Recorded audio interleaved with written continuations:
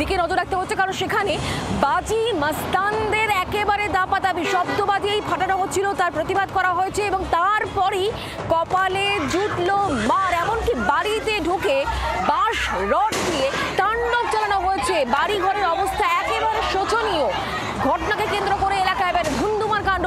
যারা আক্রান্ত হয়েছেন তারা আতঙ্কিত হয়ে সাংসদ মালা রায়ের সঙ্গে যোগাযোগ করেন। তিনি ঘটনাস্থলে আসেন।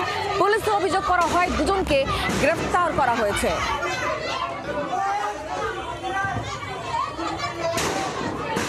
শ্মশানকালীর ভাসান চলছিল এবং সেই ভাসানের সময় ব্যাপকভাবে চকলেট বাজি ফাটানো হচ্ছিল। তার প্রতিবাদ করেছিলেন তারক মিস্ত্রির স্ত্রী। তার কারণ তার ছেলে, তার হার্টের সমস্যা রয়েছে এবং সেই প্রতিবাদ করাতেই কার্যত বাড়ির ভেতরে ঢুকে হামলা চালানো হয় দুষ্কৃতী কায়দায়। এবং সেই ঘরের ভেতরে আমরা রয়েছি, যেটা টালিগঞ্জ থানা এলাকার শাহানগরের, এবং একেবারে বাড়ির ভেতরেই বোঝা যাচ্ছে ঢুকে যে কিভাবে ব্যাপকভাবে এখানে লণ্ডভণ্ড অবস্থায় জিনিসপত্র পড়ে রয়েছে, কিভাবে এখানে এসে হামলা চালানো হয়।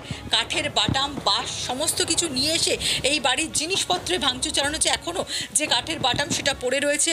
এই ধরনের ঘটনার পুনরাবৃত্তি ঘটবে বলেও হুমকি দেওয়া হয়েছে। ইলেকট্রিসিটির তার খুলে দেওয়া হয়েছে এবং যারা বাড়ির বাসিন্দারা তারা গোটা ঘটনায় অত্যন্ত আতঙ্কিত। যদিও ইতিমধ্যেই দুজনকে গ্রেপ্তার করা হয়েছে এবং তারা জানাচ্ছেন এই গোটা ঘটনা যখন চলছে বেশ কিছুক্ষণ ধরে, তখন তারা সাংসদ মালা রায়কে তারা খবর দেন।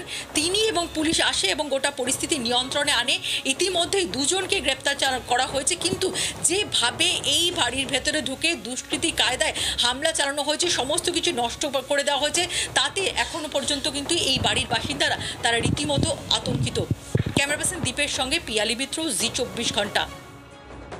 যারা আক্রান্ত হয়েছেন তারা ঠিক কি অভিযোগ করছেন, কি বলছেন তারা, শোনাবো তাদের বক্তব্য।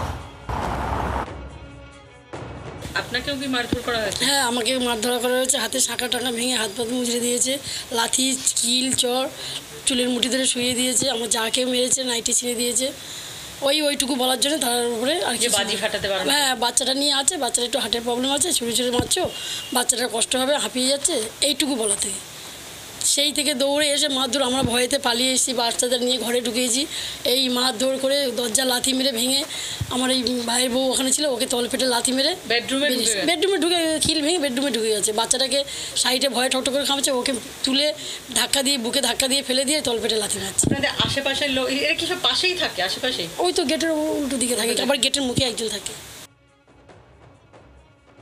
গতকাল শ্মশানকালী বিসর্জন যাচ্ছে আমাদের বাড়ি। আমার বাচ্চাকে নিয়ে, দিদিকে, আমার ওয়াইফ রাস্তার ধারে ঠাকুর দেখতে যায়।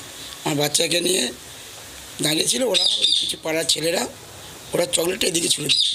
বলার মধ্যে আমাদের বাড়ির লোক, দিদিরা এবং আমার ওয়াইফরা বলেছে, ভাগনারা বলেছে, ভাই চকলেটটা এদিকে দিই না, আমার ছেলের একটুখানি প্রবলেম আছে হাটে, তো একটু সরিয়ে দে। এই বলা দিয়ে ওরা চড়ো হয়ে যায়, পুরো মেয়েদের ধাক্কাধুক্কি মারে এবং আমার একটা দিদি যায়, পুরো নাইটি ওই রাস্তার মধ্যে ছেড়ে দিয়েছে। রীতিমতো 15-20 জন মারতে মারতে আমরা উঠে আসি। আমরা উঠে সান্ত্বনা করার চেষ্টা করি। এসে আমাদের ইলেকট্রিকের তার ছিল, তারপর যখন গ্যাসটা উল্টে দিল, গ্যাস হাতে করে ছুঁড়ে মারার চেষ্টা করেছে। আল্লাহ ভাগলো, আমি সঙ্গে সঙ্গে ওদের পাঠিয়ে দিই, নিচে নামিয়ে দিয়ে সঙ্গে সঙ্গে আমার ওয়াইফকে, বাচ্চাকে, আমার ভাইপোকে ঘরে ঢুকে খিল দিতে দিই। খিল দেওয়ার সঙ্গে সঙ্গে আবার উঠে এসে আবার আমাকে মারা আরম্ভ করলো এবং আমার দিদিকে মারছে। আমার ভাগনাকে হাতে দেখা পেয়েছে, ওখান থেকে পালাচ্ছিল, ওখান থেকে টেনে ফেলে দিয়েছে। আর এই অভিযোগকে কেন্দ্র করে একেবারে ধুন্ধুমার কাণ্ড, একেবারে আসরে নামতে হয়েছে সাংসদ মালা রায়কে। তিনি দুপক্ষের মধ্যে কথাবার্তা বলে মিটমাট করার চেষ্টা করেছিলেন বলে তিনি জানাচ্ছেন। আসুন তার বক্তব্য শোনাই। যে একটা বাড়ির মধ্যে দুটো ফ্যামিলির মধ্যে বাজি ফাটানো নিয়ে একটা গণ্ডগোল হচ্ছে। আমি দৌড়ে যাই এবং দৌড়ে গিয়ে আমি পরিবারগুলোর সঙ্গে থেকে দুই খুব চাপানুতর চলছিল, ঝামেলা ঝঞ্ঝাট খুবই চলছিল। তো ব্যাপারটা মিটিয়ে দেওয়ার প্রাথমিক চেষ্টা করেছিলাম, কিন্তু দেখলাম যে একটা বাড়ি ভীষণভাবে তছনছ করে দিয়েছে, মানে খুবই বীভৎস অবস্থা। যাই হোক, সঙ্গে সঙ্গে আমি পুলিশকে ডাকি, পুলিশকে ডেকে ওই যারা গণ্ডগোল করেছে তাদেরকে আমি থানায় তুলিয়ে দিই, ভ্যানে তুলিয়ে দিই এবং প্রথমে মেটাবার চেষ্টা করেছিলাম যে যদি মিটে যায়, কিন্তু দেখলাম ওরা ভীষণ অ্যারোগেন্ট ছিল। তো যাই হোক, দুজনকে তুলিয়ে দেওয়া হলো। আর যার বাড়ি তছনছ করেছে তাকে বললাম যে তুমি একটা ডায়েরি করো। আর এই সমস্ত ক্ষেত্রে পুলিশের ভূমিকা অত্যন্ত গুরুত্বপূর্ণ। প্রিভেন্টিভ অ্যারেস্ট দরকার। কে বলছেন? প্রাক্তন পুলিশ কর্তা সত্যজিৎ বন্দ্যোপাধ্যায়, তার বক্তব্য শোনা।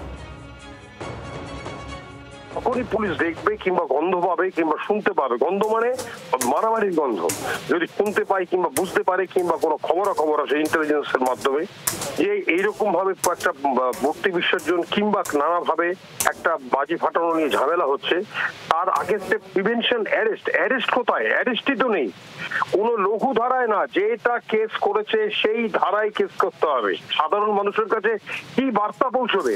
এই বার্তা পৌঁছানোর দায়িত্ব হচ্ছে পুলিশের। বাংলার আওয়াজ, বাঙালির আবেগ, জি 24 ঘন্টা।